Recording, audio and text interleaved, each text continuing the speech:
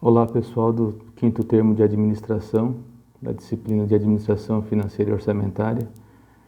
Como todo mundo sabe, em função da pandemia do coronavírus, novo coronavírus, as aulas serão encaminhadas em formato digital para que nós tenhamos o menor prejuízo possível. Na última aula, ainda em formato presencial, nós tratamos sobre índices de liquidez. Hoje a gente avança um pouco e trataremos a respeito de índices de estrutura de capital. Agora eu gostaria que vocês passassem a observar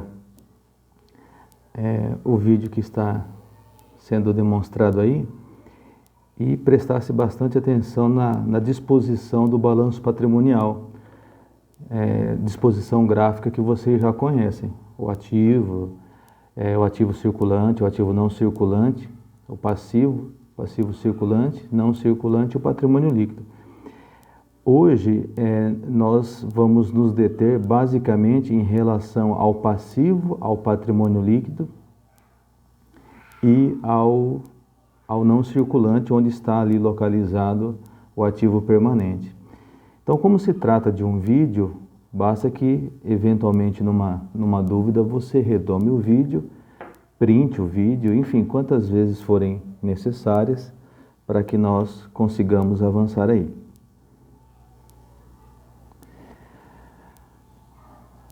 Os índices de estrutura de capital são três. A participação de capital de terceiros. O que é participação de capital de terceiros? É verificar a proporção que o capital de terceiros, ou seja, aquele capital que não é dos sócios, participa na empresa. Que capital pode ser esse? Pode ser fornecedores, pode ser obrigações trabalhistas, obrigações previdenciárias, enfim, várias obrigações desta ordem, podendo ser de curto prazo e longo prazo. Nós temos também a composição do endividamento. Para sabermos se esse endividamento ele está mais a curto prazo ou mais a longo prazo. Então isso é importante também saber, porque em função das aulas comentadas anteriormente, o que a gente percebe? Que a composição do endividamento, que as obrigações, elas devem estar mais a longo prazo possível. Então é possível verificar isso através da composição do endividamento. Imobilização do patrimônio líquido. É verificar quanto do patrimônio líquido ficou lastreado ou ficou atrelado à imobilização, né? Ou seja, ao ativo permanente. Então, para iniciarmos e para ficar mais fácil, nada como algumas aplicação de fórmulas num caso concreto. Apenas voltando, esse é o balanço que nós vamos extrair as informações e aqui a gente começa a elaborar. Vejamos lá. A participação do capital de terceiros. Como que nós chegamos ali nos 38 mil reais? Como que nós chegamos aqui nos 38 mil reais? É o passivo circulante. Se nós voltarmos lá no balanço patrimonial, eu não vou poder ficar voltando toda hora, né? Por quê? Porque senão nós teríamos problema no tamanho do vídeo, mas vocês têm, né, essa informação. Então, nós temos lá passivo circulante, 38 mil reais. Nós acabamos de perceber aqui, ó, que é a soma de 25 mais 13. Então, nós temos um passivo circulante de 38 mil reais. E temos um passivo não circulante na ordem de 44 mil. Não tem problema. Nesse primeiro momento, a gente pode voltar sem problema. 44 mil, olha de onde vem. Passivo não circulante, financiamentos de 30 mil e contas a pagar de 14. Então, nós temos um passivo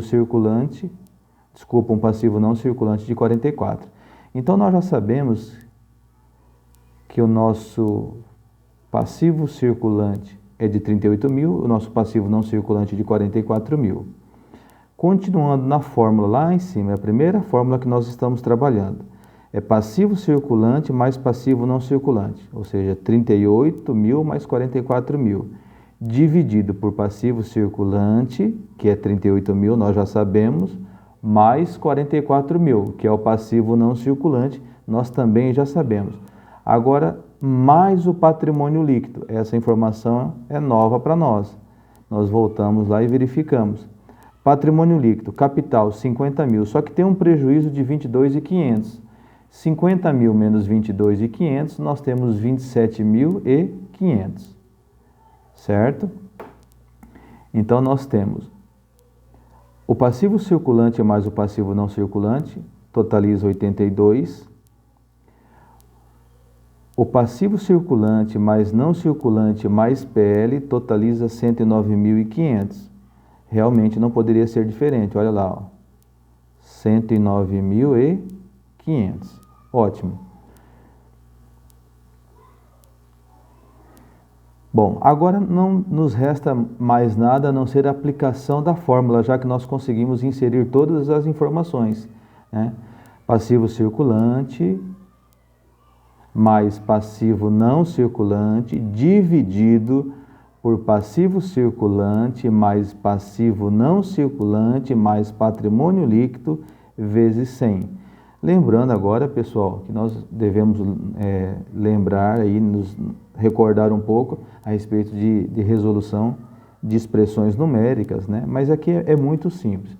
Então vamos lá. 82 mil dividido por 109.500. Nós temos o quê? 0,7488 vezes 100, 74,88%. O que isso quer dizer?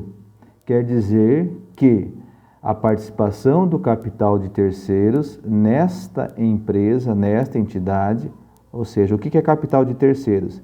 É esse circulante mais o não circulante. Então, 25 mil é de terceiros, 13 mil é de terceiros, 30 mil é de terceiros, 14 mil é de terceiros. Isso é capital de terceiros. O que é próprio? Né? É o patrimônio líquido. Então, vamos lá. Então, nós já sabemos que é uma participação considerável do capital de terceiros, 74,88. Né? Olha a interpretação disso. Para cada R$ 100 destinados às atividades da entidade, R$ 74,88 são financiados por capital de terceiros. Então, a empresa está trabalhando em função de capital de terceiros na ordem de quase 75%. Diferentemente dos índices de liquidez, quanto maior aqui, pior. Os índices de liquidez, quanto maior, melhor. Aqui não, quanto maior, pior. Por quê, pessoal? Quanto mais nós dependermos de capital de terceiros, pior é. Primeiro, em função dos juros. Segundo, em função da exigibilidade, né, de pagamento. E a depender única e exclusivamente aí, ou uma boa parte do capital de terceiros não é interessante. Isso não significa dizer que a empresa não pode, não deva contrair empréstimos e financiamentos. Isso é uma outra coisa. Bom, partindo agora para o segundo índice que nós chamamos de composição do endividamento. O que é a composição do endividamento? É saber o quanto essa empresa está devendo ou tem de obrigações a curto prazo. Então, vejamos. Olha a fórmula, é um pouco mais simples. É o passivo circulante, não vou retornar ao balanço porque nós já sabemos. Qual o valor do nosso passivo circulante? 38 mil. Dividido por passivo circulante, que é o próprio 38, mais o passivo não circulante, nós já sabemos, 44. Multiplicado por 100. Por quê? Porque a gente transforma num valor decimal, multiplicando por 100, nós transformaremos num valor percentual. 38 mil dividido por 82 mil, nós temos 0,4634, vezes 100, 46,34%. Vamos ver o que nós podemos informar a respeito de análise deste índice. Olha o que nós temos.